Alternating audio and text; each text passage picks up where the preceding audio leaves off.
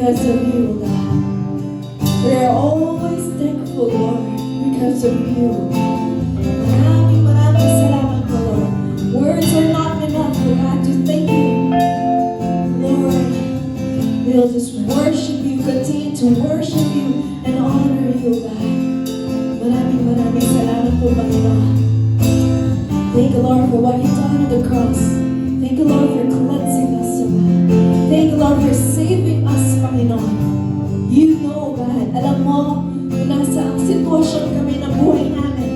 Alam mo, Lord, alam, bawat pagsubok, bawat achievements, victories that we have, Lord, everything we've been through, Lord, alam mo, Panginoon, ikaw ang saksi ng lahat ng ito. Kaya, Lord, no matter what, oh God, we will continue to glorify your name, for you are good. For you are good all the time, Panginoon. Maraming salamat, Lord.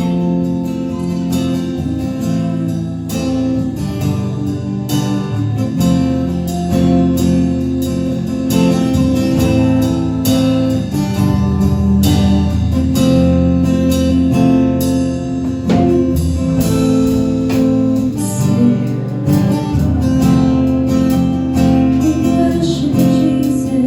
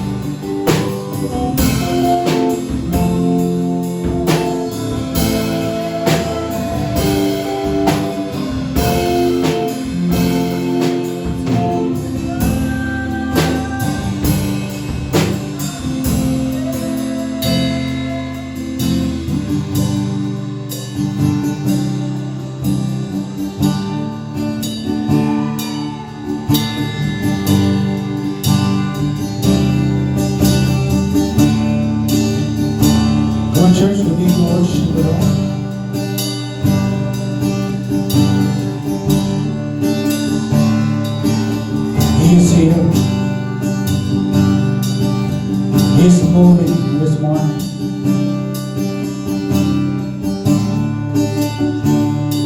Thank you, Jesus.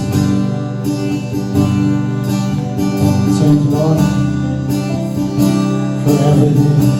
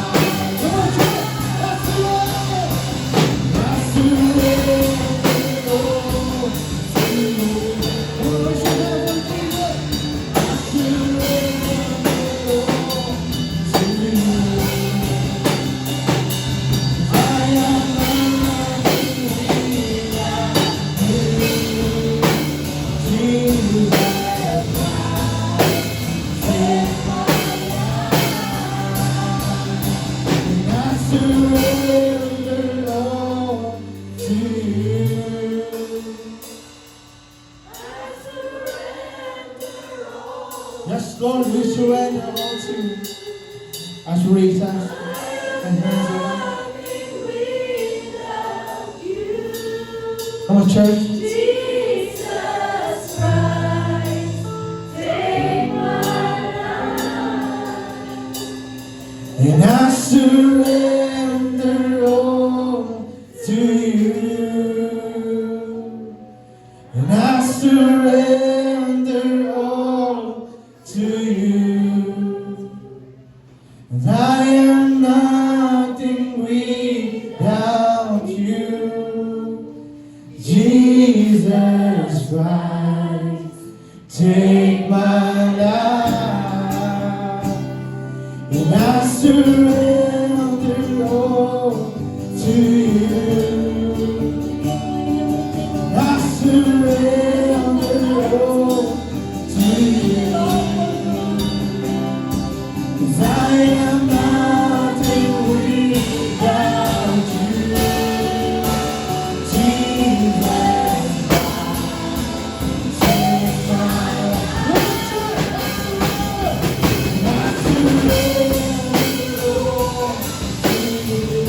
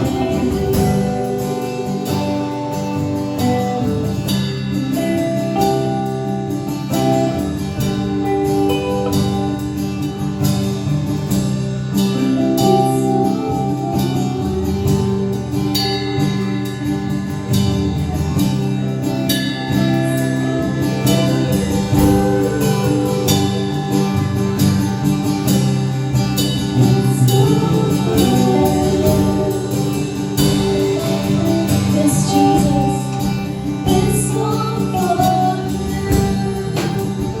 My life is for you, God. It's all for you. My everything, Lord. It's all for you.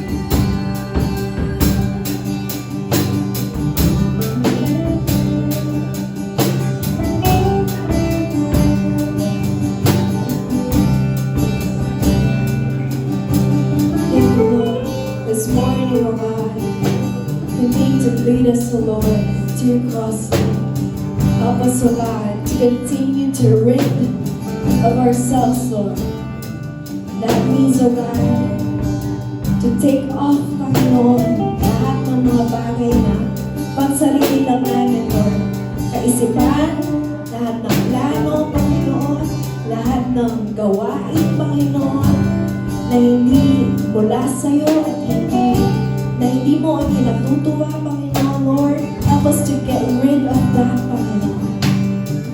And Lord, help us, Lord, to wear, Panginoon, yung armor mo, Panginoon. Help us, Lord, to wear that helmet of wisdom, Panginoon. Help us, Lord, to wear that armor, Panginoon, so that, Lord, we will continue to stand for you, Panginoon. Believe in your word, O God. Live our lives, Panginoon. Every day of our lives, O God, that honors you, Panginoon. Lord, that in everything we do, Panginoon, magbibigay yun ng ngiti, Lord, at sa'yo, God, at tuwa, Panginoon.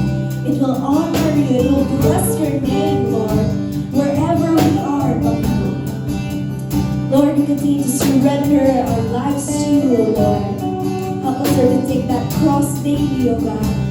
Lord, I pray, O God, na ano man ang mga bagay na hindi pa give us that courage, Lord.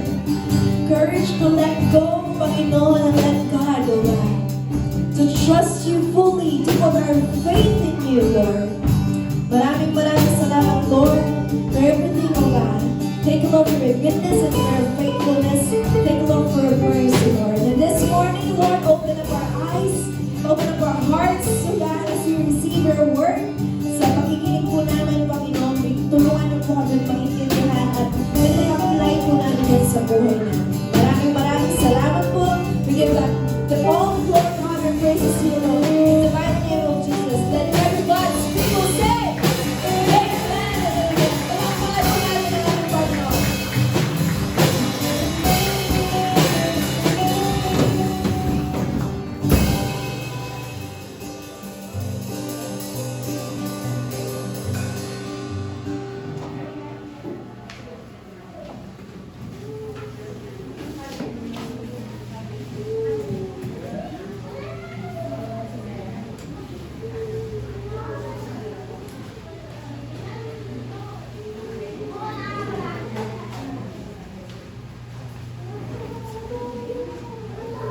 Good morning po. Good morning po. Good morning po. Sino po yung na-bless sa praise and worship pala? Amen. Ready po natin yung heart natin para sa word ni Lord. Amen po ba? At ready din po natin yung tithes and offering natin para kay Lord. Amen?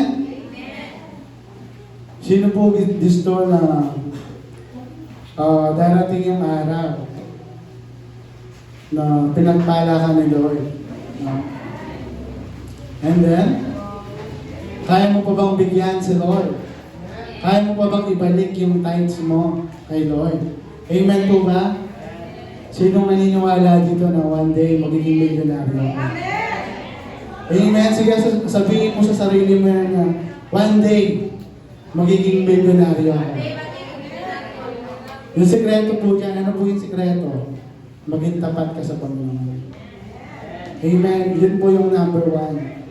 Yun po yung key para umunlad po tayo lalo sa buhay. Number one po, maging faithful po tayo sa tithes po natin. Amen? Amen po ba? Masarap po yung nagbibigay kaysa sa binibigyan. Amen? Naniniwala po ba kayo doon? At ang sarap sa puso kapag nagbibigay ka. Amen? Mamaya po, bibigyan ko po ng katabi mo ng 500. Sige po, tumayo po tayo. Gandaan po natin yung tithes and offering natin.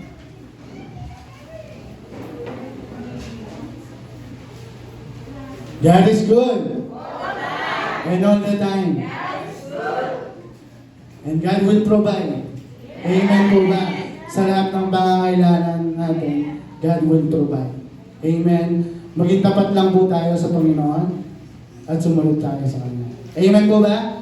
Sige, taas po natin yung tithes and offering po natin. Father God, we thank you, Lord God, for this morning. Salamat sa iyong biyaya na patuloy na nararanasan namin, Lord God, na mula noon hanggang ngayon, tapat ka sa amin, sa lingkod mo, Panginoon.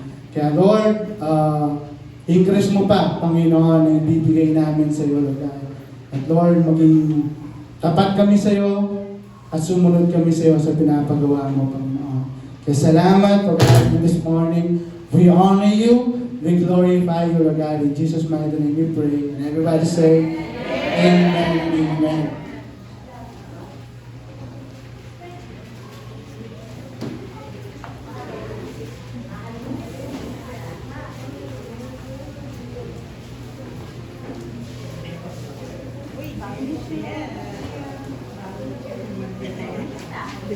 Morning po sa ating lahat.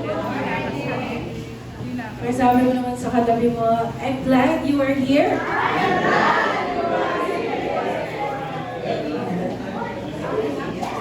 We are so happy na kasama po namin kayo ngayon this Sunday. We are so blessed. Amen. Presensya mo pa lang, we are already blessed. Amen.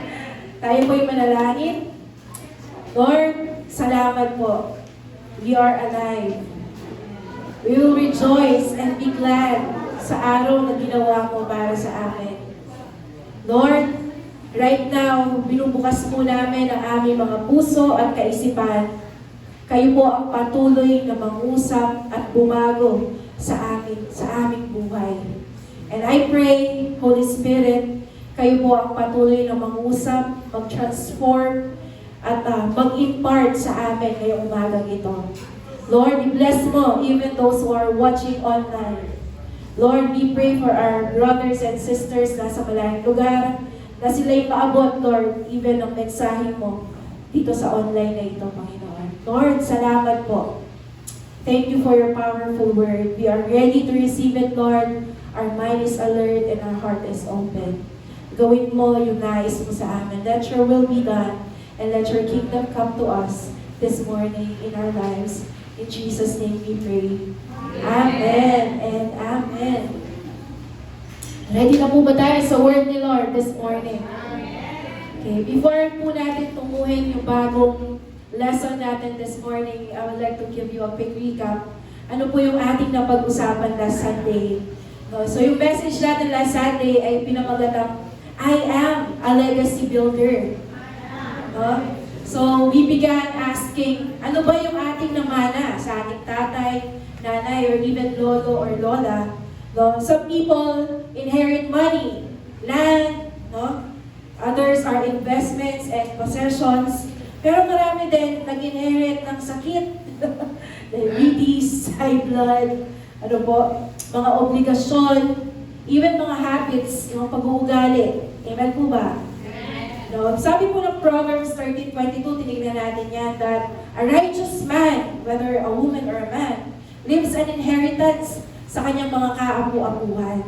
No, so, dito, in the Hebrew culture, hindi lamang po basta land ang iniiwan sa mga anak at mga kaapu-apuhan, but also the wisdom, no, na nanggaling sa kanila, because they have what we call oral traditions.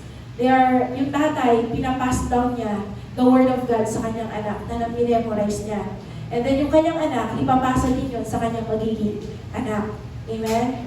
Kaya po, sabi dito, yung legacy or pamana ay hindi lang yung tungkol sa mga bagay na iiwan mo sa iyong mga anak at kaapu-apuhan. Kung hindi, ito'y tungkol sa taong iyong pinalaki at hinubog. Nakakasunod po? Amen? So, tinignan din po natin doon that yung palang legasiya, yung pamana mo, it is starting, okay, nag-uumpisa ito doon sa vision na binigay sa atin ng Panginoon. Kasi sabi ng Apostle Paul, imitate me as I imitate Christ. So, tinanong mo po kayo last Sunday, meron bang makikitang magandang example ang iyong anak at kaapu-apuhan sa iyong buhay na kagaya-gaya? Amen? Meron bang kagaya-gaya sa iyo? Okay? Aside sa aking bagong haircut. Amen? So, be imitators of God. Yan po ang encouragement ni Apostle Paul sa atin. Because sa Genesis chapter 1, makikita po natin doon that God is a creator, an architect, an engineer. Kasi doon po natin makikita yung story about the creation. So kung paano daw ang nature ng Diyos, ay ganoon ka din. So last week, in-emphasize natin na yung mga magagandang bagay, magagandang relasyon, magagandang mga pangarap at goals, ay hindi basta nahuhulog sa ating lap o basta pagbukas mo ng pinto ay nandiyan na. Ang lahat ng bagay ay binibuild, pinag-e-effortan, at higit sa lahat ay sinasadya. Amen? Sabihin mo ulit sa katabi mo, sadyain mo, baby. Sadyain mo, baby. Yung magandang pamana, ugali, the right belief coming from the word ng Lord, the right habits, itong lahat ay nagre-resulta doon sa iyong magiging bunga. Whether it is good or bad. Sinabi ko nga po, kapatid, kahit iwanan mo ng milyon-milyon ang iyong anak at apo, kung hindi mo siya iniwanan ng tamang paniniwala, tamang values, at tamang habit, imbis na makatulong sa kanya ang iniwan mong pera, ito'y mas magpapahamak pa sa kanya. Amen?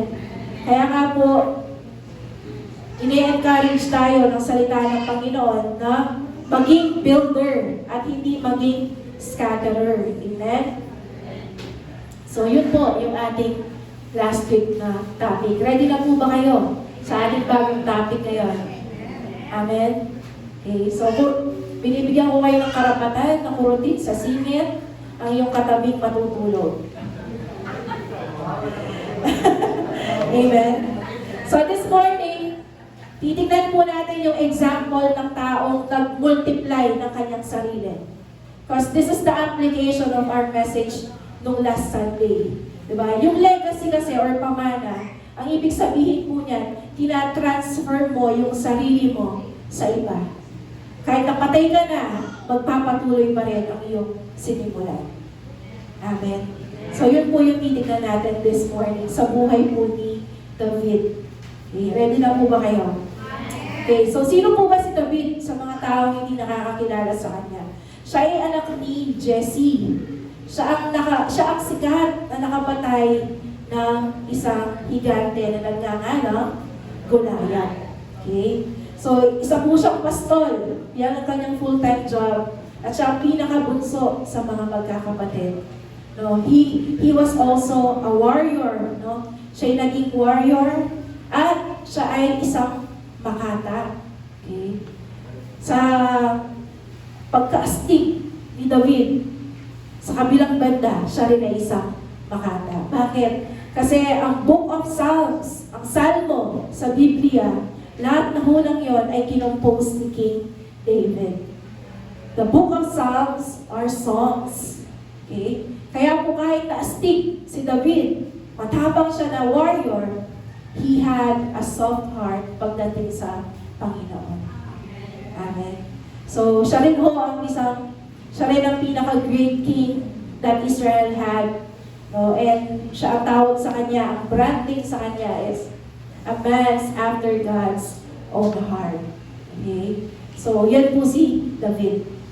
Okay? So, tingnan po natin. Pag-usapan po natin, no, yung gaano katindi ang ginawa ng Lord sa buhay ni David at paano yun na-transfer sa iba. Okay?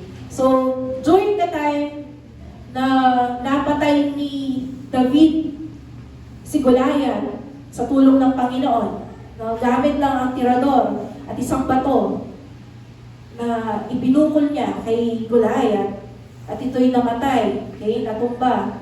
Si David ay naging viral sa kanyang panahon. Okay? From being an unknown shepherd, siya ay naging sikat dahil sa pagkakapatay niya kay Goliath. Okay? Nakakasunod po? Amen? Dahil doon, nainggit si Haring Saul, ang pinakaunang hari ng Israel. Kasi sabi ng ang mga tao, umaawit sila, Saul killed hundreds, David killed thousands. Ang ibig sabihin, mas magaling si David kaysa sa hari. Kaya ginawa po ni King Saul, siya ay nilagay niya sa wanted list. Okay? Dahil sa pagiging wanted niya, siya po ay nagtago-tago kahit na wala naman siyang kasalanan. Nakakasunod? Amen. So, sa kanyang pagtatago, siya po ay napadpad sa kuweba at doon nanirahan in the span of almost 10 years. Biruin mo yun? Imbis na ikaw ay hero na aawardan ng bahay, di ba yung mga atleta natin na nakakuha ng gold sa Olympics, binibigyan ng mga iba't ibang kumpanya ng mga sponsorship.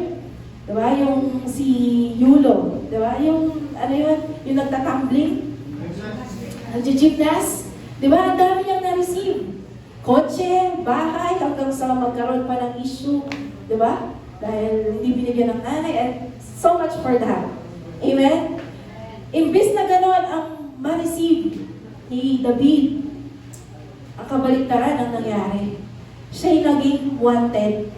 Di ba kapag ikaw ay wanted, kahit meron kang magandang bahay, magandang trabaho, mga kapamilya, iiwanan mo lahat yan dahil ikaw ay magtatago.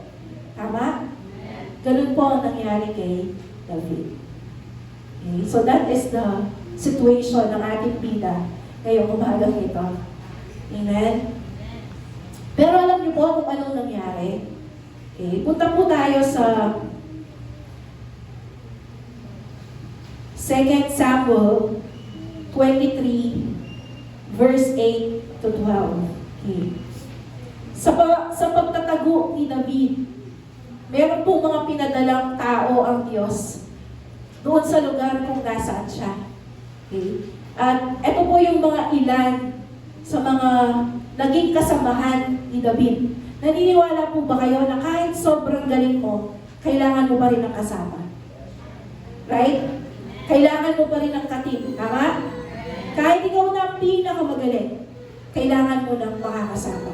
Okay? So, ganito po ang nangyari. Okay? These are the elite soldiers na na-raise up dahil kay David. Basahin po natin. 2 Samuel 23 verse 8 hanggang 12. Sabi ganyan, ito ang title, Ang Matatapang na Tauhan ni David. Ito ang mga matatapang na tauhan ni David. There are 3 people that will be mentioned dito sa mga verses na ito. Number 1, si Josheb-Batshebet na taga Takemon, ang nangunguna sa 3 na matatapang na tauhan ni David.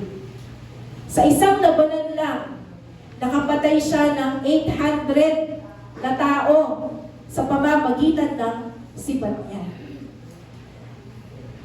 Verse 9, ang sumunod sa kanya ay si Eleazar, na anak ni Dodai, na angkan ni Ahoa, na isa sa 3 na matatapang na tauhan ni David. Isa siya sa mga kasama ni David na humamon sa mga Filisteyong nagtipon sa Pasdamim sa pakikipaglaban. Tumakas ang mga Israelita, pero nagpaiwan siya at pinagpapatay niya ang mga Filisteo hanggang sa mapagod na ang kanyang mga kamay at manigas sa pagkahawak sa espada. Pinagtagumpay sila ng Panginoon ng araw na yon. Bumalik kay Eleazar ang mga tumakas na Israelita para kunin ang mga armas ng mga namatay. Ang sumunod ay si Shama, na anak ni Agi, na taga Haram. Isang araw, nagtipon ang mga Filisteo sa Lehi at sinalakay nila ang mga Israelita sa taniman ng mga gisantes, or in other words, green peas or lentil in English. Tumakas ang mga Israelita, pero nagpaiwan si Shama sa gitna ng taniman para protektahan ito. At pinatay niya ang mga Filisteo. Pinagtagumpay sila ng Panginoon ng araw na yun. Alam niyo po, these are the 3 mighty men or warrior na na-raise up noon sa kuweba ng Adulam, kung nasaan si Hari David. Okay. So, Ate Wilma, saan magaling itong mga tao na ito? Remember, fugitive na si David. Ngayon, the Lord was sending people papunta sa Kanya. Okay? Basahin po natin. Saan ba nag-originate itong mga magagaling na warrior na ito? Sa 1 Samuel 22 verse 1 to 2. Umalis si David sa Gat at tumakas papunta sa kuweba ng Adulam. Nang mabalitaan ito ng mga kapatid at kapamilya ni David, pinuntahan nila ito para samahan siya. Sumama na rin kay David ang mga taong nababahala, lubog sa utang, at hindi kontento sa buhay. Umabot sa 400 ang kanilang bilang, at si David ang naging pinuno nila. Kapatid, yung mga binanggit ko kanina na 3 mighty warriors are people that are nababahala, lubog sa utang, at hindi kontento sa buhay. Kapatid, isa ka ba sa mga nabanggit? Nababahala, lubog sa utang, at hindi kontento sa buhay. Amen? God will bring people into our lives just like He brought men sa buhay ni David so that we can help them, raise them to become mighty men and women of God. Amen. In 1 Samuel, David did not choose the 400 na pumunta sa kanya dun sa kuweba. Hindi siya pinili, no? Hindi niya pinili yung mga pinakamahusay, pinakamalakas, at most qualified. Di ba madalas tayo, kung gusto natin ng kasama, yun ang magagaling. Yun ang mayayaman, hindi yung lubog sa utang. Di ba? Amen? At gusto natin yung masayahin, hindi yung mga reklamador. Tama po ba? But, look at the story. Wanted ka na. Meron ka ng sariling mabigat na problema. Tapos si Lord, papadalhan ka. Hindi lang isa. 400 na nababahala, lubog sa utang, at hindi kontento sa buhay. Ano kayang mangyayari sa atin sa loob ng kuweba? Kung ganoon ang ating kasama. Right? Amen? Pero alam niyo po, ganito ang maganda sa ating Diyos. Hindi siya pumipili ng kaagad magaling na. Kaagad mayaman. Kaagad full of faith and strong of faith. Amen? Kasi kung ganun kaagad ang kasama mo, iisipin mo na dahil magaling kayo, kaya kayo nagtagumpay. Amen po ba? God is choosing broken people. Amen? Tingnan mo yung katabi mo, hindi naman siguro lubog sa utang yan. Hindi naman siguro nababahala yan. Hindi naman siguro yan discontented sa kanyang buhay. Pero kung magkaganon man, qualified ka pa rin.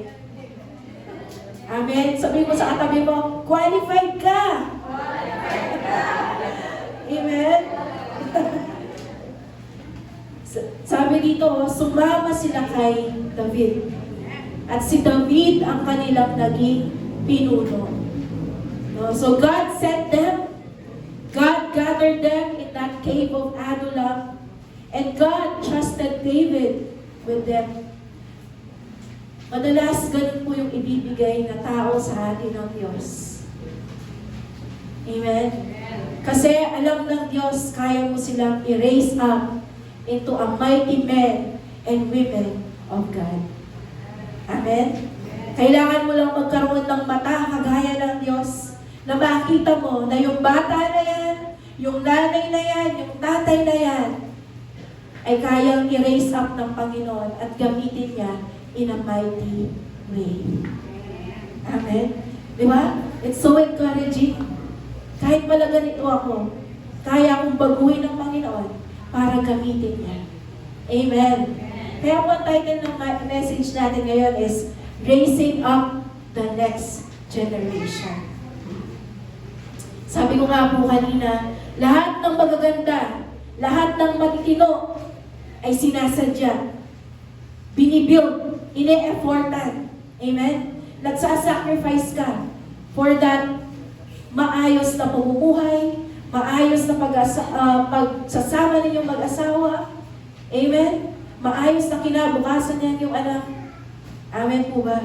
So God will bring people into your life, like your family, your disciples, your classmates, our church members, and even employees na hindi pa mighty ngayon. Maaring wounded, maaring may struggle sila, may fears at may pagkukulang sa kanila katulad ng 400 men. Pero kapatid, bakit dadalhin sila ng Diyos sa'yo? Listen to this.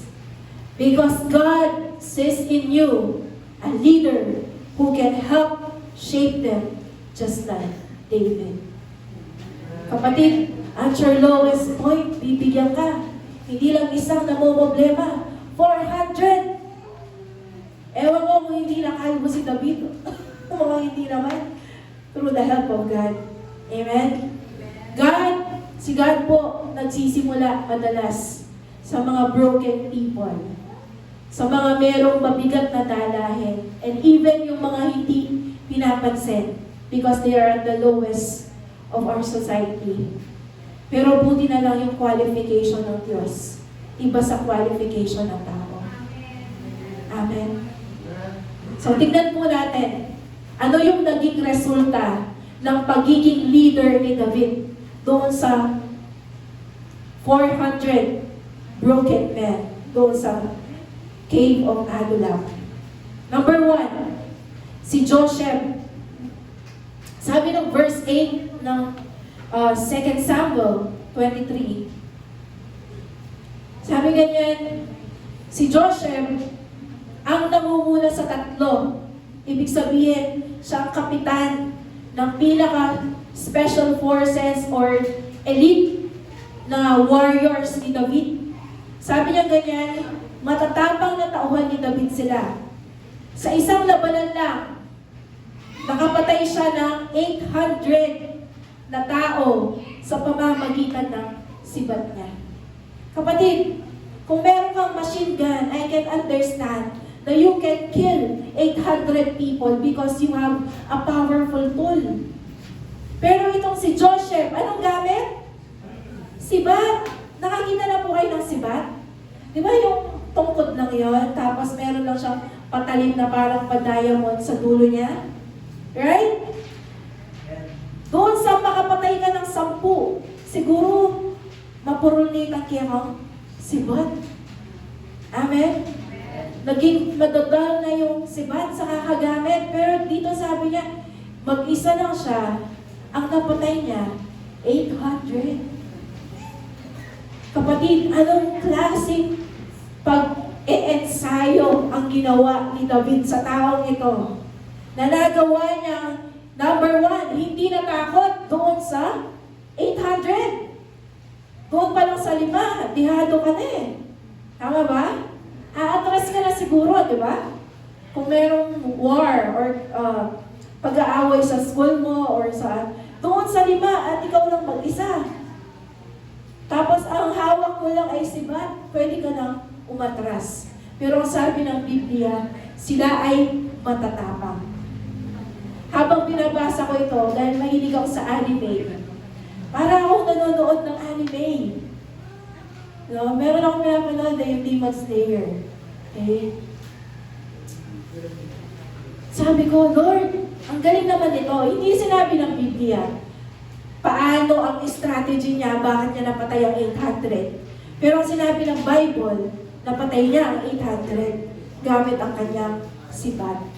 So, kung titignan po natin yung buhay ni Josheb, no, sabi dito, yung pagharap niya sa isang napakalaking bilang ng kaaway ay nagpapakita ng tapang na hindi pangkaraniwan. Ito ay courage that steps into impossible situations because God assigned the task. Amen? Meron mo siyang complete willingness na talagang ipagamit ang kanyang buong lakas, buong galing, at buong buhay sa pinapagawa ng Panginoon. Amen? Walang halong reservation, walang halong pagkakakalkula. Okay? Hindi, makwento. Amen? At walang pagtatago ng kanyang sarili. Handa niyang i-offer yung kanyang buong lakas, buong buhay, para doon sa inassign na task sa kanya. Nakakasunod pa po ba? God used him mightily in the battle. Paano mo ito mag-e-effect sa atin? Paano ito nag-a-apply sa atin ngayon, kapatid? Kapatid, there are moments sa buhay natin na tatawagin ka ng Diyos doon sa extraordinary. courage, and sacrifice. Excuse me. Amen po ba? Naranasan niyo na po ba yun?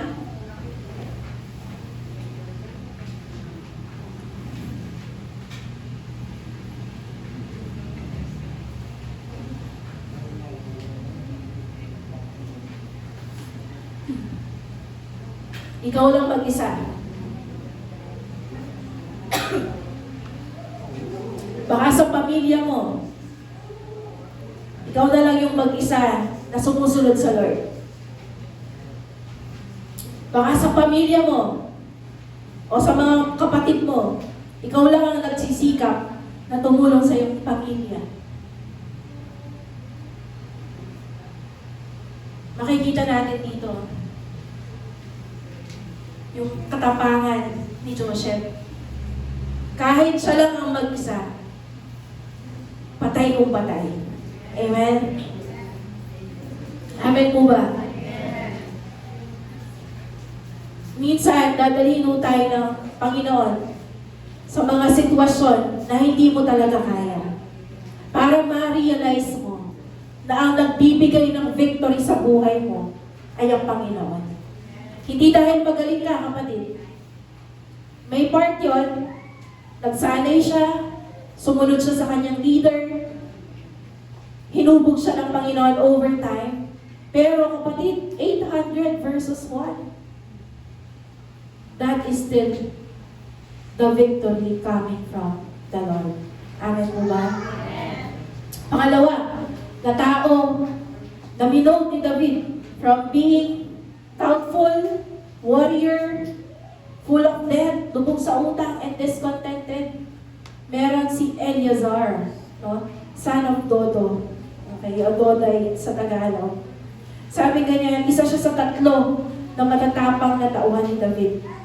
Isa siya sa mga kasama ni David na humamon sa mga Filisteyong nagtipon sa Pasdamim, sa pakikipaglaban.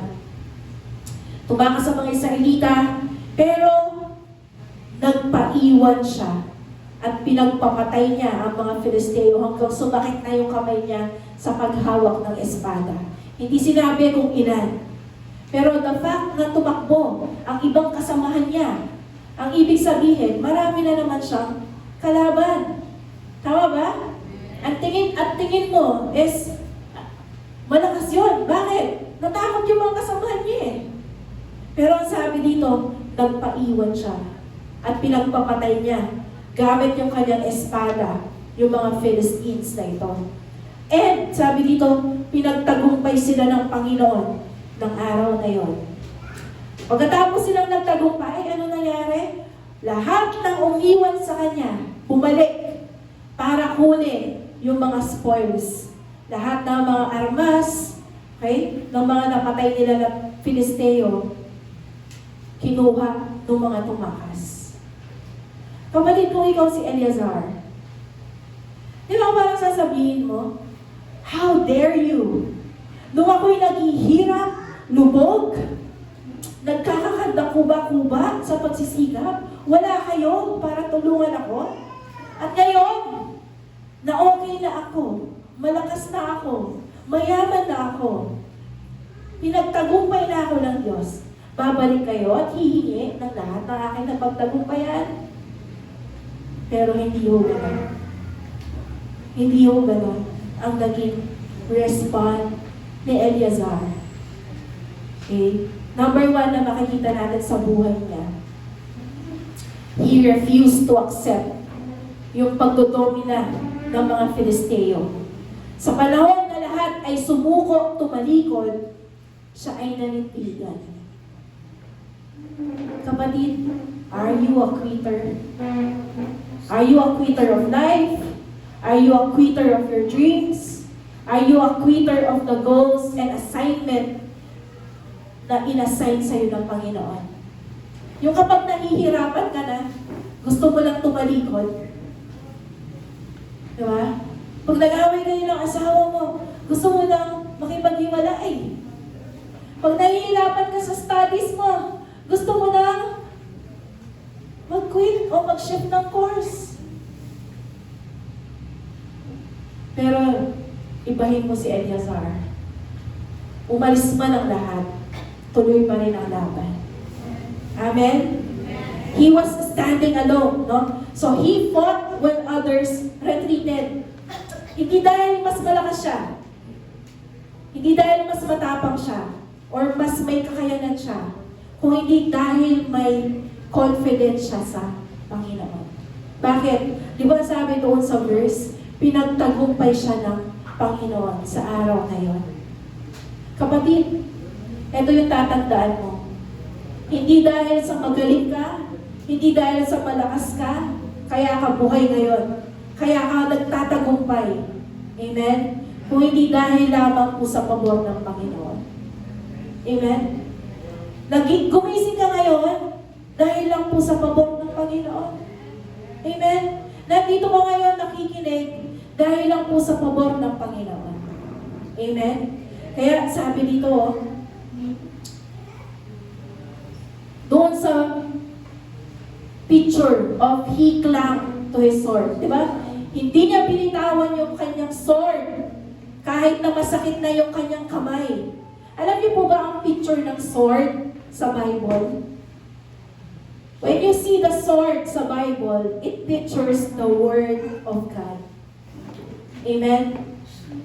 No? So, yung Word ni Lord, yun yung kanyang pinanghawakan. Kapatid, meron ka bang pinanghahawakan ngayon na salita ng Diyos? Minsan, darating ka sa punto ng buhay mo na wala kang ibang hahawakan kung hindi yung pinangako ng Diyos sa iyo. Amen? Ang tanong, may pinanghahawakan ka bang salita ng Diyos? Kung wala, kapatid, start to read your word. And start to read your Bible and ask for the Lord, Lord, what is your promise to me na panghahawakan ko sa buhay ko? Amen? Ganun yung nangyari kay Eleazar. He clung to his sword. No? It is a picture of you holding to the promises of God. Amen? And talagang hindi siya bumitaw doon sa kanyang sword. Amen? No? So yung salitang clung, sa English kasi sabi niya, he clung to his sword. Okay, C-L-U-N-G, clung. No? So hindi siya bumitaw, hindi siya sumuko, at hindi mo siya nagpakawala ng kanyang sandata kahit na pagod na siya. Amen? This is a picture of spiritual perseverance. Kapatid, do you have that tenacity? Pag sinabing tenacity, ito yung for a long period of time, kaya mong humawak doon sa hinahawakan mo. Ibig sabihin, matakad ka. Okay? That is what you call tenacity. Do you have a tenacity na kahit binabagyo ang buhay mo, you still clung to the promises of God? Amen? No? So, ito po yung lesson na makukuha natin sa buhay ni Eleazar. No? There will be seasons where the only thing na magpapatayo na lang sa'yo is yung salita ng Panginoon. Amen? We must hold fast to the sword of the Spirit, which is the Word of God, with the same tenacity ng paghawak ni Eleazar sa kanyang espada. As if doon nakarelay, nakasalalay ang iyong buhay. Imagine mo yung sarili mo. Nasa bangin ka. At yung paghawak mo doon sa edge, yun ang magsasabi kung mamamatay ka o magsusurvive ka. Di ba you will cling to that edge at hindi ka talaga bibitaw? Amen? Dahil doon nakasalalay ang iyong buhay. Ganon, kapatid, dapat ang paghawak sa salita ng Diyos. As if dito ka nabubuhay because of the Word of God. Amen? Matthew 4:4, hindi lamang sa tinapay nabubuhay ang tao, kung hindi sa bawat salita na nagmumula sa bibig ng Panginoon. Amen? Cling to the Word of God as if doon nakasalalay ang iyong buhay at kinabukasan at ang iyong pagtatagumpay. Amen? And last, si Shammah. So verse 11, ang sabi dito, ang sumunod ay si Shammah, anak ni Agi. Isang araw, nagtipon ang mga Filisteo sa Lehi at sinalakay nilang mga Israelita sa taniman ng lentils or green peas. Tumakas ang mga Israelita, pero nagpaiwan si Shammah sa gitna ng taniman para protektahan ito. At pinatay niya ang mga Filisteo. Pinagtagumpay sila ng Panginoon ng sa araw na yun. Ng araw na yun. Amen? Kapatid, yung field of lentils, it speaks about ordinary or humble place. Taniman lang yan eh. Wala namang extraordinary dyan. Pero doon naka-assign si Shammah. Amen? It has no, hindi ho ito engrande, the assignment. Sa taniman ka lang, Shammah. Amen? Minsan mo, kapatid, na-assign ka sa pamilya na mahirap. Di ba? How many of us wish, sana anak ako ni Small Laude. Sana anak ako ni ganito. Sana anak ako ni ganito. Pero kapatid, on that ordinary family, dyan ka inassign ng Panginoon. Amen? Huwag mong ikahiya ang nanay mo, huwag mong ikahiya ang tatay mo, huwag mong ikahiya ang pamilya mo.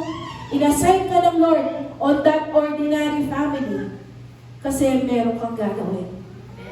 Amen? Tingnan niyo po, hindi na, yung kanina, di ba? Si Eleazar, si Joseph, aba, na-assign sa parang mga bakbakan talaga. Di ba? Mga mahihirap na assignment. Pero ito, si Shammah, sa taniman ng green peas. Kung iisipin mo, parang sige, sa'yo na yung green peas. Di ba? Tatanim na lang kami ulit. Pero tignan niyo yung paninindigan ni Shammah. Hindi. Hindi namin nahahayaan. Nagaganituhin niyo kami. Amen? Siguro yung mga nag-fled or tumakas, mga ordinary, farmer. Kaya siya na lang naiwan doon sa gitna. No? Di ba yung sa farm, di ba may bantay naman? Pero karamihan mga farmer. Gano'n lang ini-imagine ko, pero hindi sinabi ng Biblia na gano'n. Okay? Gano'n lang parang nai-imagine ko lang. Kaya siya yung naiwan sa gitna. No? Amen? Paano po ito nare-relate sa ating mga buhay? No? Alam nyo, sabi nga kanina ni Manila, tinawag tayo ng Diyos, pinili tayo ng Diyos at hindi ikaw ang pumili sa Panginoon. Amen? Kasi even the faith na meron ka ay galing sa banal na Espiritu. Tinutulungan ka lang manampalataya ng Holy Spirit. Amen? Kaya pasalamat po tayo sa Diyos. Amen? Na tayo tinawag ng Diyos because it is a great privilege. Amen? So God calls every believer to a lentil field. Okay? Tinatawag tayo ng Panginoon, no? Doon sa ordinary home, ordinary office, ordinary work or ministry, and even those daily responsibilities. Pero alam nyo, sabi dito, God sees value where people see nothing special. Tingnan mo yung katabi mo. Parang ordinary lang itsura niyan. Pero hindi mo pala alam, 5 years from now, 10 years from now, matindi pala yan. Kaya kapatid, maging mabait ka sa katabi mo. Amen? Maging mabait ka dyan. Hindi mo alam, milyonaryo pala yan later on. Amen? Amen. Those ordinary looking people, yun ang gagamitin ni Lord na matindi. Amen? Amen? Many Israelites fled because to them it wasn't worth fighting for. Diba? Sinabi ko nga kanina, green peas lang yun, lentil lang yun. Pero doon sa ordinary na yun, they proved their faithfulness. Amen? Baka ngayon, mababa lang ang pwesto mo sa kumpanya. Okay, estudyante ka lang, kakaunti lang ang baon. Pero kapatid, Sabi ng Bible, if you are faithful with little, the Lord will increase kung ano yung pinagtapat mo sa Kanya. Amen? Alam niyo po, before po ako na-assign na pastor, pagalinis kong church ka dito, palis-palis ko mo, taga-ayos ng upuan, taga-design ng church kapag merong mga event, taga-print, taga-linis ng siya, taga-hugas ng pinggan. Tanungin niyo po yung nanay ko, hindi ako naghuhugas at naglalabas sa amin. Hanggang sa maging, ay, lumaki na ako, nag-college na ako. Pero sa church, magluluto ka, mamamalingki ka. Amen? Tinitignan mo pala ng Panginoon niya. Na doon sa maliit na ginagawa mo ngayon, kapag ikaw ay naging tapat, the Lord will bless you with more responsibilities. Mas pagkakatiwalaan ka ng Panginoon. Amen? Sabi nga ni Kuya Pogs, ang sikreto ay ang magtapat ka sa Diyos. Sa maliit, sa malaki, magtapat ka. Kagaya ni Shaka, green peas na mo, pero ay no bebe. Alam niyo yung matcher? Bili na lang natin sila ng matcher. Diba yung nakapakete ng green peas? Diba? Amen? Kahit green peas lang yan, pinaglaban nila. Dahil yun ang assignment nila sa Panginoon. Amen? They protected what God entrusted to them. Kapatid, anong inassign sa'yo ng Diyos? Mga anak mo, naka-assign sa'yo ngayon yan. Nagtatapat ka ba sa Diyos? Yung pag-aaral mo, yung trabaho mo, inassign ka Diyos, ng Diyos dyan. Nagtatapat ka ba? O nangunguha ka ng paper clip? Nag-uwi ka ng bond paper? Magtapat ka on that ordinary place where God placed you. Kasi in due time, ipopromote ka ng Panginoon kapag naging tapat ka. Even doon sa ordinary things. Diba? Nanay ka, lola ka. Diba? Parang, gawaing bahay lang to. Hindi, kapatid. In everything you do, whether you eat or drink, do it all for the glory of God. Amen? Sino po ang leader ng mga tao na ito? Kung hindi si David. Amen? Diba? Binasa natin, 400 men nababahala, lubog sa utang, at hindi kontento sa buhay. Pero look what God did to their lives because David did his assignment of raising up this next generation of warriors. Amen? Kapatid, meron ka bang hinuhubog na tao? Diba? It's a joy to our heart na makita natin yung tinulungan natin na tao, yung dinisciple natin, yung dinala natin sa Lord na tao ay mature believer na, sumusunod, naglilingkod sa Panginoon. Amen? Kaya ano po yung, dito po akong mag-e-end. Nandyan pa po ba kayo? Number 1, natatandaan po natin dito sa istorya na to. Sa buhay ni David, sa buhay ni Joseph, Eleazar, and even si Shammah, ang nagdala ng victory sa kanila ay ang Panginoon. Amen? That's the number 1 point na dapat mong baunin.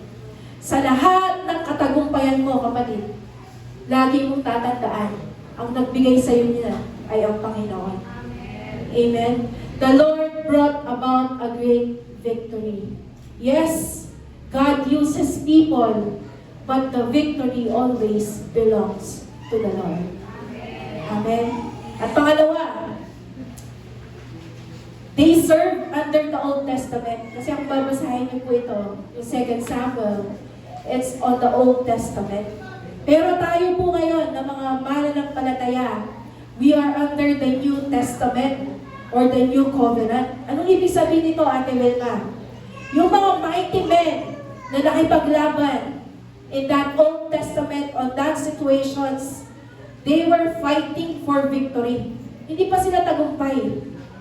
They are doing things, no? Nakikipaglaban sila para magtagumpay. Pero tayo po ngayon, na mga tinawag ng Diyos, mga mananampalataya, no? Believers today fight from victory because of Jesus.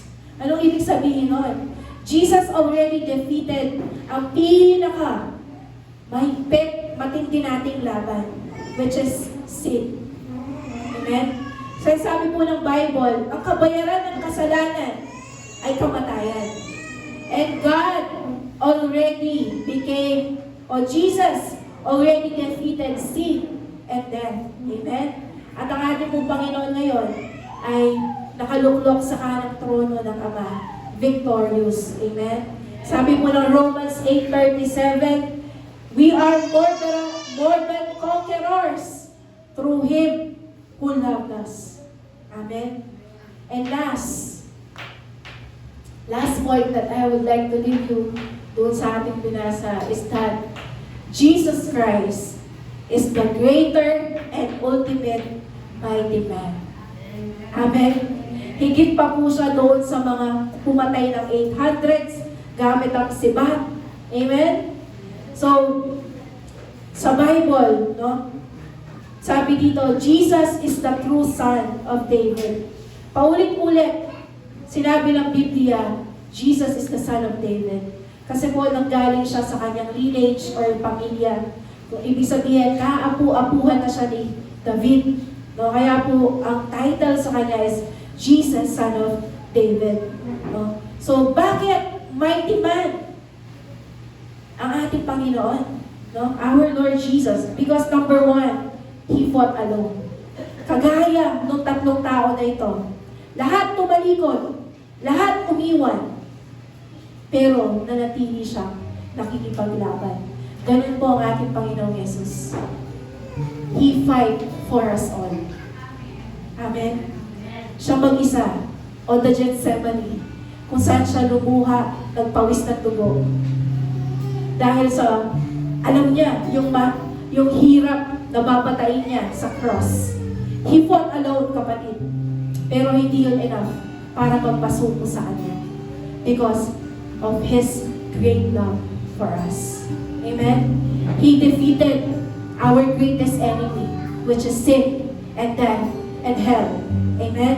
And even all the curses of poverty, sicknesses, tinapos na po yan lahat ng Panginoon.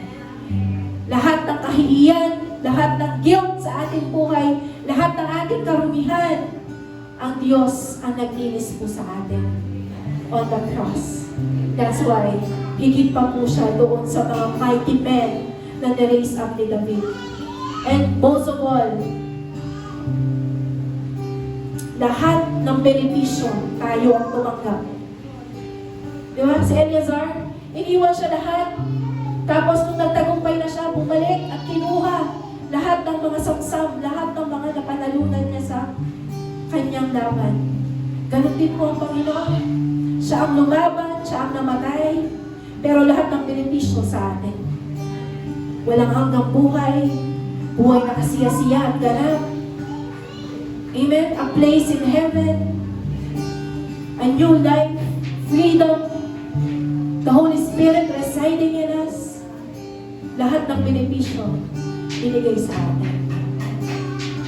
Walang halong galit, walang halong how dare you, walang halong pananumbat. Jesus is our mighty man. Jesus is our hero. Amen. Come and receive the victory I have won, Jesus said. Ito po ang mabuting balita ng kaligtasan. Hindi ka nagpagod, kapatid, nanampalataya ka. Pinapasok mo si Lord sa buhay mo. Kung papapasukin mo si Lord sa buhay mo, lahat ng benepisyo tatanggapin mo. Amen. Sabi ni Apostle Paul, ano ang nag-uudyok sa kanila para sundin ang kalooban ng Panginoon? 2 Corinthians 5:14. Sapagkat ang pag-ibig pag-ibig ni Kristo ang siyang nag-uudyok sa amin na sundin ang kanyang kalooban.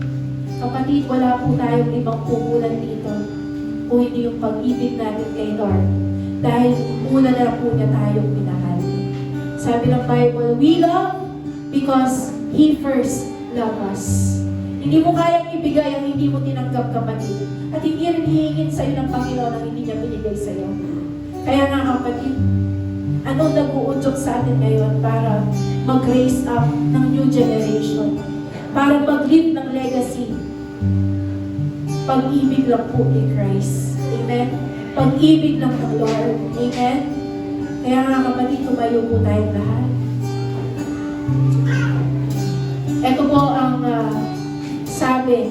This is the last verse that I would like to leave sa ating lahat. Hindi ka makakapag-live ng baka. Hindi ka makakapagpamana ng something. Right values, right belief, and right habits kapag hindi mo ginawa ito. Sabi ng John 12:24 to 25, sinasabi ko sa inyo ang totoo, malibang mamatay ang isang butil ng trigong itinanim sa lupa, mananatili itong nag-iisa. Ngunit kung mamamatay, tutubo ito at mumumunga ng marami. Ang taong labis na nagpapahalaga sa kanyang buhay ay mawawalan ito. Ngunit ang hindi nanghihinayang sa buhay niya sa mundong ito, alang-alang sa akin, sabi ni Lord, ay magkakaroon ng buhay na walang hanggan. Kapatid, kailangan mo natin mamatay sa ating mga pride, ego, kagustuhan na maging komportable na lang tayo. Enough na tayo na, yes, kilala ko na si Lord. Alam niyo po ba, kapag lagi mong pinagpipray, more of you Lord, more of you Lord, pero hindi mo ito sinishare sa iba, parang ikaw ay constipated Christian. Diba, pag constipated ka, kain ka ng kain pero walang lumalabas. Amen? Ganon din po tayo kapag we are receiving from the Lord.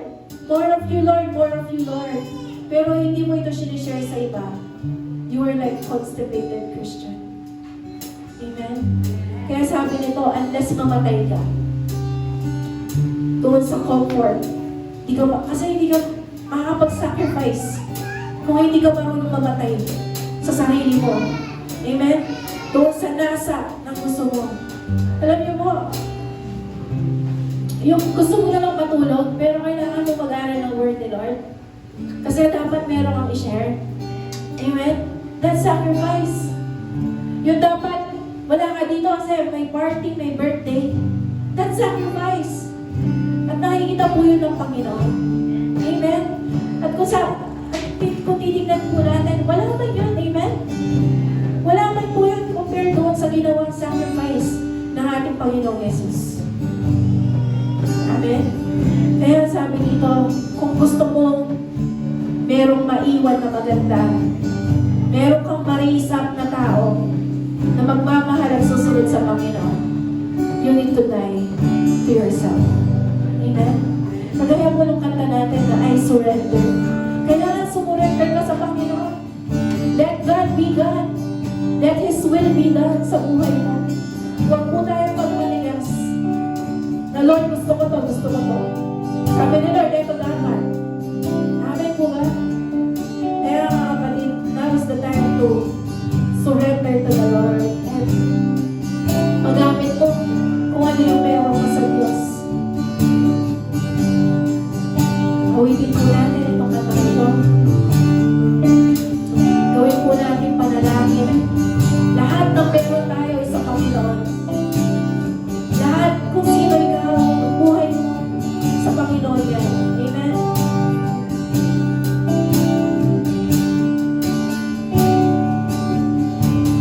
All that I am is yours. Sige po, let's focus right now to the Lord. All that I Sabihin mo yan sa Lord. am is yours. I give you my heart. One raise up your hand towards heaven. Lord, gawin po ang malaki. Lord, every day is yours. Lord, every breath is yours. I'm giving my life to you. Lord, you alone are worthy of the praise. You alone are worthy of the praise.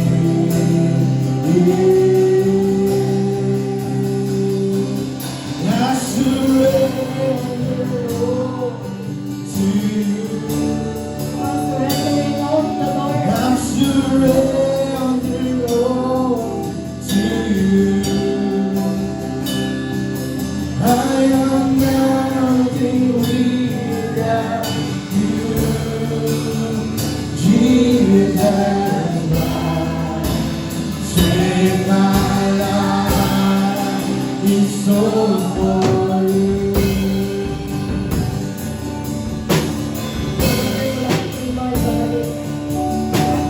All that I am is yours. All that I have is yours. I give you my heart and soul. Lord, I'm yours. Lord, every day is yours. Lord, every breath is yours. I give you my life to you. Lord, I'm yours.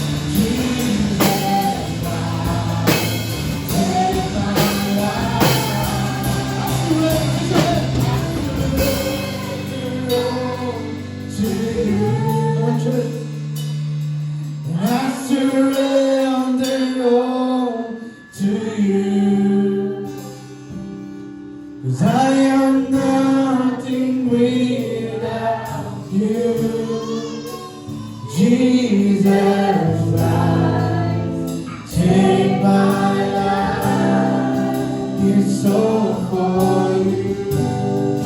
Yes, Lord. Lahat po ng meron natin ay galing sa iyo. Hininga namin, kagalingan namin, kalakasan namin. Lahat ng mga taong binigay mo at pinagkatiwala sa buhay namin. Galing lamang sa iyo, Panginoon. Ang aming talino, ang mga bagay-bagay, Lord, na nasa buhay po natin. Kinikilala po namin, itong lahat ay pahiram mo lamang, Panginoon. Every good gift comes from you, Lord. Lahat ng mga regalo na nilagay namin sa buhay namin, Lord, galing lamang sa iyo, Panginoon.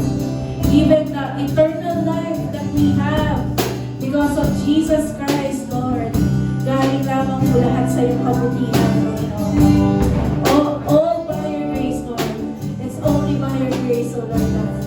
Salamat po, Panginoon. Sa oras mo na ito, kapatid. Kung dati yung motibo mo is something else, no? Sabi ng salita ng Panginoon, ang nag-uudyok sa atin na gawin ang kalooban ng Diyos ay yung pag-ibig para sa Diyos.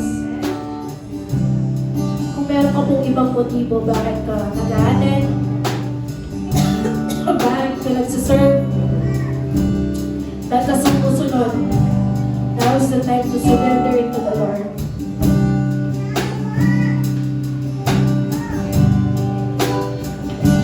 Lord, tanggalin niyo po yung mga maling motibo sa puso namin. Let it be because we love you. Not because we can get something from you. Hindi dahil may saksa, hindi dahil may spoil, hindi dahil sa pinagtagumpayan mo lamang, Panginoon, but because we love you, Lord. Dahil mahal ka po namin, Panginoon. Sumusunod kami sa iyo, Lord, because we love you. Salamat po, Panginoon. Kapatid, I invite you right now to surrender your life to the Lord. Kung hindi niyo pa po yan ginawa, at tingin mo parang, ay, hindi yata sincere, ay, hindi yata totoo yung pag-surrender ko sa iyo, Lord. Now is the time to say to the Lord, Lord, I surrender my life to you. Lord, my life is yours. My family is yours, Lord. My job, my business is yours, Lord. Yung mga anak ko, asawa ko, Lord, they are yours. Gamitin niyo ang buhay ko, Lord. Kagaya ni Joseph, ni Eleazar, ni Shammah, and even David, Lord. Gamitin niyo ang buhay na ito for your purposes. Salamat po, Panginoon. We thank you and we worship you. This we pray in Jesus' name. Amen. Amen. Hindi mo makakaugaya for some announcement. So, again, on December 6, we have our regional conference. Kapatid, kagaya ng mga warrior, tayo po dapat ay magsanay. Hindi lamang po enough na meron kang puso na gustong maglingkod sa Diyos. Kailangan ikaw din ay magsanay para po maging matindi yung ating pagiging kagamit-gamit sa Diyos. Amen? Sabi nga po, yung sa an iron sharpens another iron. Amen po ba? Kung gusto po natin gumaling, kailangan po tayo ay willing na mag-aral, mas matuto pa. Diba? Yung mga guru nga hindi lang na pastoral, even doctorate ay inaabot nila. Amen? Yung ganong level. Nag-aral na ng college, nag-graduate na, lisensyado ng guru, pero nag-aaral pa rin. Hanggang sa yatang mag-retire ng guru, ay nag-aaral pa rin. Amen? Ganon din po tayo mga mananampalataya. Kapatid, hindi enough na ikaw ay nag-a-attend lang tuwing Sunday.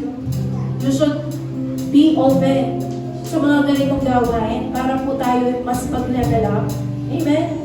Kung dati ang napapatay mo lang na demonyo ay isa, o baba, kagaya nga na ni Joseph, 800 in just one blow. No? In Jesus' name, 800. Amen? Kaya encourage yung kapatid. Right now, there are 12 people na naka-registered to attend this regional conference. Ito ay sa harap lamang po ng SM Pampanga on December 6, 8:30 a.m. hanggang 5. Okay, so whole day po ito. So if you have a job, mag-leave ka na kasi malayo pa naman Amen? And mga estudyante, wala naman kayong mga pasok Okay, so sayang because this is only once a year. Kaya po, let's grab the opportunity. Amen po ba? So kung meron po mga gusto mag-register, coordinate lang po kayo kay Ate Andrea para register po namin kayo this week. Kasi last week na po ng registration. Okay? And then our Christmas party. Ang ating pong Christmas party ay sa December 21. Okay? So huwag po kayong mawawala. Magdala kayo ng mga kapamilya nyo para hindi naman malungkot ang inyong party. No? Magdala din po tayo ng pagkain and drinks. At pagkakaroon po tayo ng exchange gift.